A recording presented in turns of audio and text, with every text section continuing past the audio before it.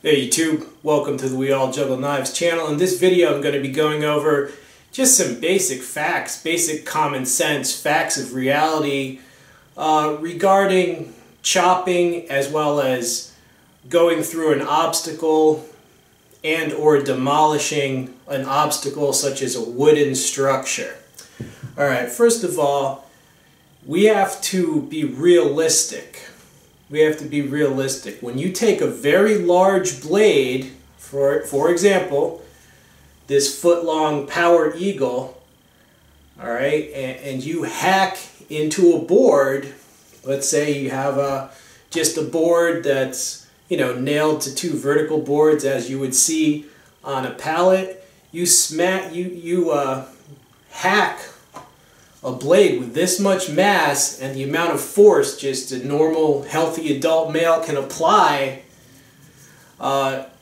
this is going to go halfway through that board or more. Okay, so let's say you got a board this wide, that first chop can go halfway through. So now maybe you got, or more than halfway, maybe you only have this much board left, right? Okay, so the next chop, laws of physics, it is inevitable, the next hard chop is going to crack the remainder of that board. When you're talking about cracking a piece of wood, you're basically talking about smashing. Alright, so when you see some chopping, right, chop, chop, and then it turns into chop, smash, smash, done, right, the structure is eliminated, that's just the laws of physics. It doesn't mean that something has gone wrong or that the person chopping has done something wrong. On the contrary, if you have any real-world experience, you understand that the mass times acceleration, is going to cause, it's not going to cleanly chop. It's going to chop and smash. Now, there is absolutely nothing wrong with showing a combination of chopping and smashing, especially in regard to, let's say, if you're simulating going through some wooden structure. In fact, if you look at people who do that stuff for a living, you'll find that tools like this, it's a Helco firefighter's axe. It's actually a very high quality version of that cheapo Harbor Freight that I reviewed. This is the German model, much better quality. And this is designed to chop through obstacles, but not just to chop, to also smash, right, as well as pierce and pry. One rule of going through an obstacle is that whatever combination of methods can do it the fastest is perfectly valid, okay? You're not trying to only do pure chopping as if it was like a blade sports tournament that was focused exclusively on chopping. Okay, when going through an obstacle in an emergency, there are many techniques. For example, there's prying, okay? When you have a bent spike like that, you pierce and then you pry, right? This will shatter a board and then pry it to splinters and eliminate it. We're not talking about only doing pure chopping. No, there's prying, there's piercing then prying, there's battering, like with a battering ram or sledgehammer. There's pure smashing, right? Like a sledgehammer, that's just pure smashing, not even any chopping at all, okay? There's even chiseling, there's boring if you have something to bore through. There are many ways to go through an obstacle besides only chopping. Right? So when I show some very big, massive blades, I'm talking big blades. It's a foot-long blade. This is an even longer blade. Some of these massive, heavy blades are actually approaching the destructive power of, stuff like this or fireman's hatchet. Some of the blades I use actually will approach the destructive power of purpose-built breaching equipment. You got a massive blade, I mean a 15-inch long flared-out blade. Look at this thing, look at this forged monster, and you hack at a board. What the heck do you expect? We're not like slicing chocolate cake. Okay, so laws of physics, So when you hack, and then smash, that doesn't mean I've done something wrong. It's certainly nothing wrong with showing the power of a blade to both purely chop and to do a combination of chopping and smashing.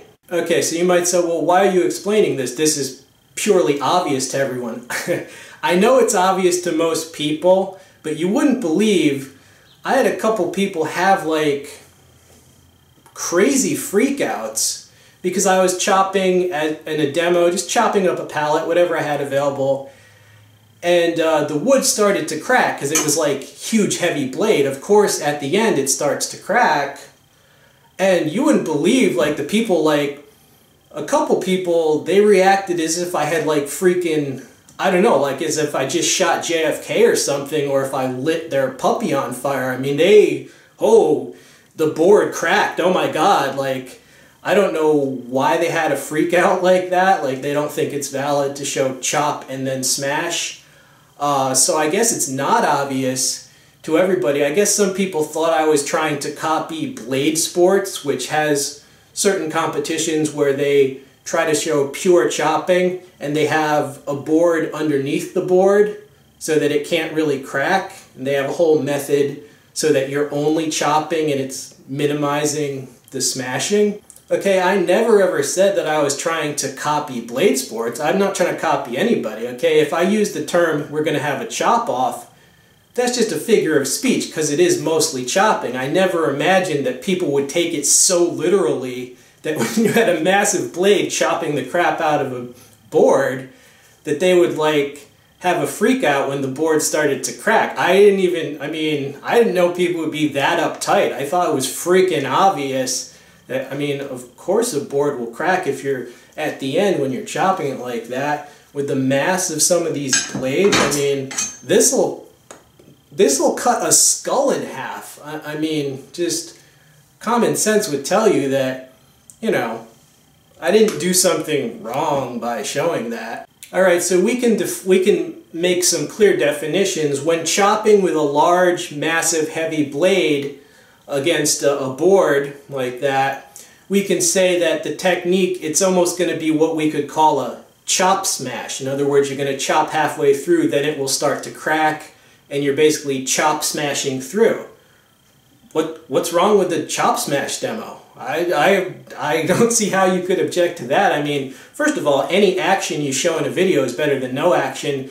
In a community where most videos are just tabletop opinions on small folding knives, you really need to support people that show large blades and actually show them doing something. I mean, I could cut a pizza and it would be more action than a lot of videos out there, so why would you pick on people who are actually showing action? You're going to nitpick, oh, you didn't do this right and that right, it should have been that way. Well, did you complain to like the majority of other video makers that showed nothing at all? Alright, so that was my main point. Nothing wrong with showing chop smashing or even just pure smashing. If I wanted to review a sledgehammer and I wanted to just smash it through a wooden structure, there would be absolutely nothing wrong with that video, demonstrating how the mass and force, what its effect would be on a wooden structure, right? So even if I showed only smashing and cracking, there would be nothing wrong with that. So I don't see how there can be something wrong with like part smashing,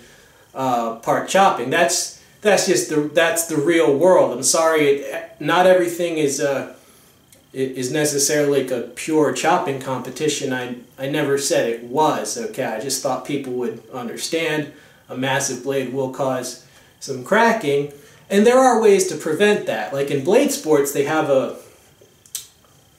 board and another board right underneath it kind of supporting it. So when it tends to crack, there's support under it so it can't crack as much. Hey, that's cool. I understand they're trying to show pure chopping, but hey, I chop what's available. I mean, if you're going to micromanage what type of target that I'm using, I use what's available, and that's what you would understand if you were also a video maker. You would use what you have available.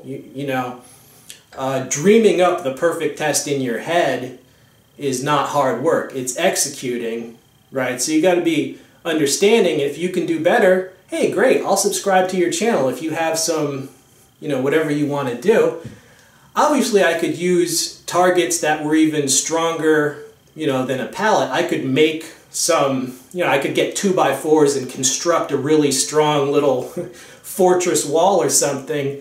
But I'm not going to construct a little fortress just to, you know, just to chop it. I mean, that's, you know, people have these fantasies in their head of what would be the perfect video. Well, my video is not preventing you from doing whatever you want to do that you think would be the best. For example, one guy, he was crazy about oak. He was mad that I didn't chop oak.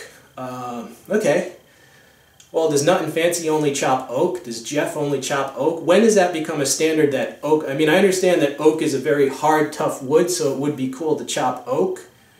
But to say that a demo is not valid unless you seek out an oak tree, I mean, come on. That's absurd. That's never been a standard. But if you do think that chopping oak is the only valid demo of a chop, how is my video preventing you from making the channel of chopping down oak trees? Am I somehow preventing you from chopping oak? I mean, am I the only guy with a camera and a knife? You could chop oak. Don't harass me to make videos that you yourself haven't, you know, got up to make. I mean, I do what I do. If you have an oak chopping channel, I'd be happy to watch your videos, okay? But no reason to try to push these things you dream up like, oh, I have to chop oak, I have to chop... I chop what's available. If you don't find that useful, then why would you keep watching? Alright, so this has been We All Juggle Knives. I'm out.